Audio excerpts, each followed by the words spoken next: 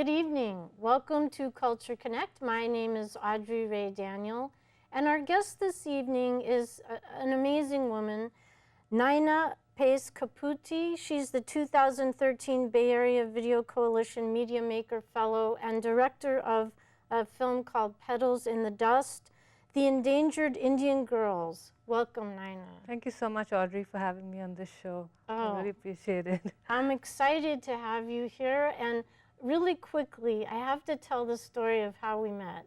Great idea. I know. We met two weeks ago, and almost, I think I was at with you,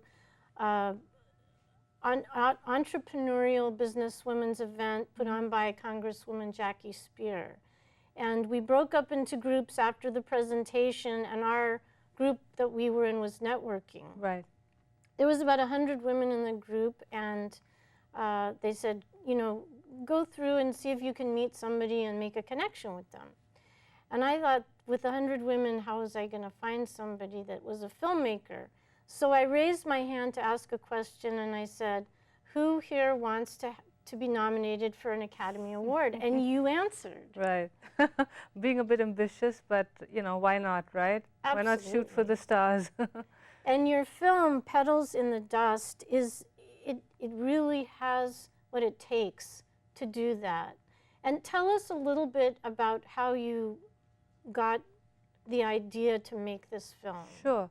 So, when I got interested in doing films, I was looking at a film. I wanted to do a film on a social justice issue, and I was living in San Francisco at that point, and the gun violence really bothered me, and I thought maybe I'll do a film about gun violence. Then, then I thought maybe a film about domestic violence in the South Asian community because it's huge here. And then what happened was I was looking into adopting a child, and I always wanted to adopt a child from India because my mom exposed me to, orphanages. We used to go and do social work at orphanages, and I'd spend weekends helping to feed the kids and dress them and read to them. So my husband and I traveled to India, and we thought we'd look into adopting a little girl. And one of the orphanages we visited in South India, the supervisor told us that there's a huge waiting list to adopt, and I was like surprised. Even though I grew up in India, I just assumed that all these babies that need to be placed with loving families. And I said, why? And she said, don't you know that female infanticide and now sex-selective abortions are very rampant in India, and the female child is being targeted. And she said before this orphanage was built, there's a lake in the neighborhood. They used to drown baby girls in that lake. And I was like, I just grew up in a bubble maybe in India just because my father wanted to have 4 daughters. So I grew up feeling very privileged to be a girl. And that just upset me so much. And then I said, this is what I need to do my documentary film about. And this was 8 or 9 years ago. And, it's been a long process doing the research. And now I'm in post-production. So, it's been a long journey. It's been, I've learned so much about gender violence against girls and women in India, and hopefully this film will have the impact that, I believe it would have. Let's take a look at the film, and then we'll come back and talk more. And go ahead and roll the film, please.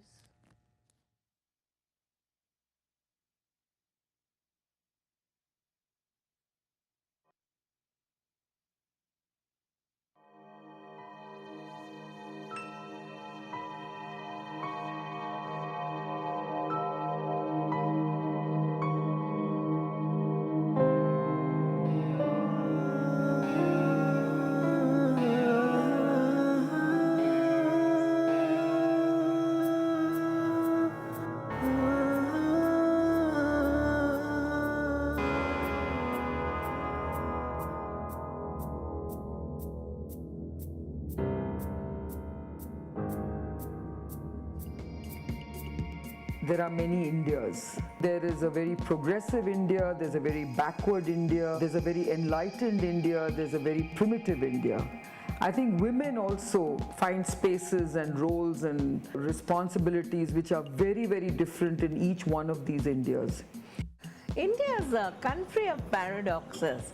We have a country which has produced Indira Gandhi, a prime minister who studied in Cambridge, but we still have in the villages 40 to 50% of the women are illiterate, and they're taken out from young age because they are girls. Many homes also you can see the first preference will be given to the boy child. Even when they are giving to the same education, he will be given a vehicle, she will be traveling in a bus. एक लड़का रहा तो मेरे को मदद करेगा तो कमा के दिएगा कर मेरी नसीब में 4 भी लड़कियां थे. The man has always been the breadwinner of the family, and the thought and the concept of a woman being able to play that role is still very alien. And I guess that's the reason why even middle-class families and educated families still are sort of caught up with this sort of son mania, or whatever you might call it. If you go a little bit further into the religious dogmas, even in terms of the death of a parent, a man or woman would not go to heaven or would not be allowed to move on to the next world unless his son lit the funeral pyre. From the time a girl is born, the first thought is marriage and dowry. The very survival of the woman in the matrimonial home is subject to the kind of dowry she brings, is subject to the kind of gifts she keeps on producing and giving, and her whole right to life revolves around this. So no one wants to invest in a girl. So today what we are really witnessing is a genocide. In the name of technology, female fetuses are being terminated. You have now in modern clinics in the city the practice of sex determination and then the killing of the female fetus. Now this is illegal. It is strongly banned and strongly discouraged. It is a criminal offense. But the problem is that many people feel that having a girl child is just such an inconvenience, or that the girl's life will be so miserable that it's worth the risk of going to jail. After 1 year I got 3 months pregnant, then I went to doctor, then they told a girl baby. Then I went to abortion because I don't want to keep first only girl baby. Girl baby means for 18 years I have to search some boys to get married. I have to make property. That's why I doesn't like girls' life. Means it's very problematic life. We have gone to many of these clinics and they tell us that even the judges' daughters-in-law have come for a sex selection test. So what are we talking of? In a study which was done by All India Institute of Medical Science, I think, out of the 1,000 abortions that took place, 999 were fetuses of girls. Today it is very clear that infanticide is practiced where they cannot afford a sex detection test. When the child is born and it's a girl, it's like a clear act that I have to do away with this child. And very often the woman, she's filled with emotion and the attachment to her child begins with conception. She can't go through with it. फिर भी एक लड़की पैदा होगा. मेरा मर्द बोला ऐसा बच्चे ये लड़की कूद किधर तभी लेको चाको छोड़ डाल तो ऐसा बोला. हम बोला नहीं कैसा छोड़ेंगे, हम लड़की हो गया हम कैसा छोड़ेंगे, ऐसा हमें बहुत रोको उसको पावा सब पकड़ दिया. नहीं हम नहीं छोड़ता, बच्चे को नहीं छोड़ता, ऐसा बोला. This is a grandmother, mother, relatives only. They kill the child. It's horrible because they put the pillow, suffocate the child, or stuff something inside the mouth, including sawdust. Pigeon डाल को ये बच्चे को ये निकाल दो ऐसा बोला. बेजार हो गया, मेरे को नहीं ऐसा नहीं करता, मैं ये लड़की को नहीं ऐसा करता नहीं. फिर भी मेरे फ्रेंड का पास वो चावल का ये देखो वो मुंह में डाल को वो उसको डाल दिया. मेरे को मालूम नहीं है. फिर मेरे हस्बैंड को पूछा किधर बच्चे, ऐसा बोला. वो बोला मर गया.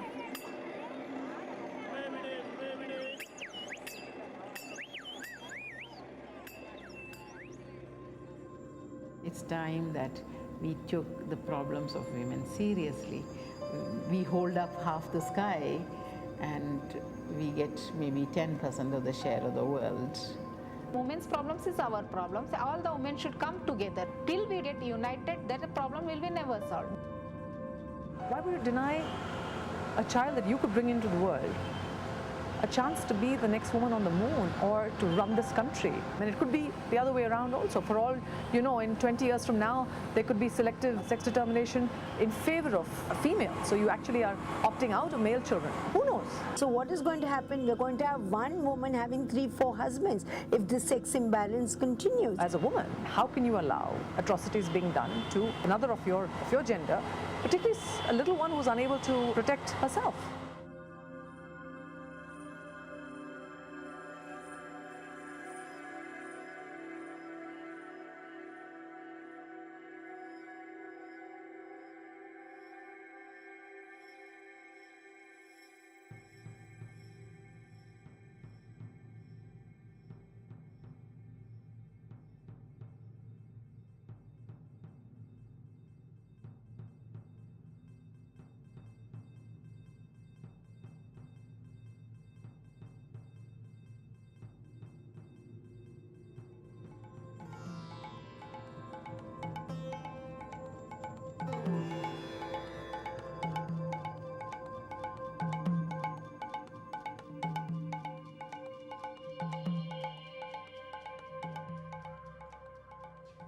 Very powerful film, and this is a trailer for the film.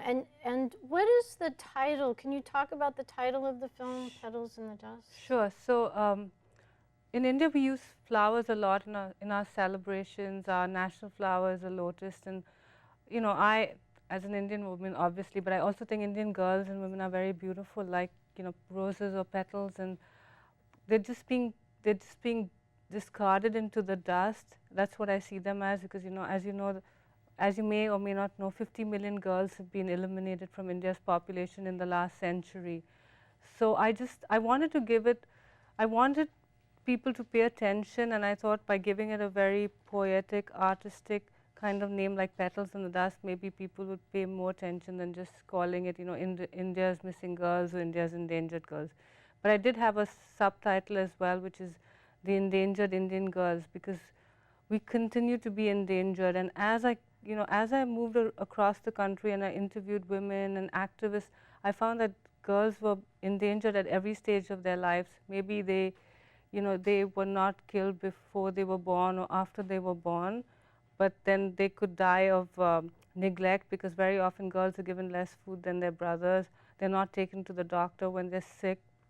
Later in our life, they can be trafficked or raped. Then we have dowry deaths. So at every stage of our lives, you know, we are discriminated against and endangered. And I know this happens across the world. In every country, there is gender violence. But as an Indian woman, I felt, and as a filmmaker, I felt this is what I owed my country and the women in my country. You know, be a voice for them through this film, and so that's how the name and the title evolved. And like you said, the film is evolving. Right. As you've been working on it, you've kind of added themes to it. Exactly. See, when I initially started, I was really only focusing on infanticide because of, you know, I heard about these baby girls being drowned in a lake, and I did more research, and then I realized sex-selective abortions is for people who could afford it. They find out the gender of the baby, and then they, you know, terminate the pregnancy. And then, of course, I learned about I was aware of the other forms of violence against girls and women, but I realized in some ways there's a deep-seated hatred towards women, because even if you look at the rape that happened in Delhi, she wasn't just brutally sexually assaulted. They beat her, they violated her with an iron rod, and then, you know, left her on the highway and tried to run over her. So, you know, why is this kind of violence? I mean, it's a sexual crime, but it's also such a brutally violent crime. Or recently, there were these 2 young girls who were raped and then hung from a tree in North India. So there's, I mean, you know, the first person you love when you're born in this world is your mother, as a woman. So what is causing these men and, you know, young boys and men to turn against women? So it's something that I'm still trying to find the answer to, and I'm hoping through this film we can inspire people to think of solutions. And I know you're looking for funding to help in the post-production of the film. If somebody wanted to get involved by donating to the film, how would they contact you? So they could go to the website, you know, it's www.petalsindthedust.com. There's also an email address there. There's also a donation page. We're very close to completion. We have a rough cut ready right now, and it's a question of, you know, further edits and getting the music and the coloring done. So we just need funding for that final stage so we can get the film out as soon as possible. So thank you for asking about that. Nyna, thank you for coming, and I look forward to seeing your film at the Academy Awards. I hope so. Yeah, thank you so much, Audrey, for having me on the show. Appreciate it. And thank you, Culture Connect guests and viewers, and we look forward to seeing you on our next show.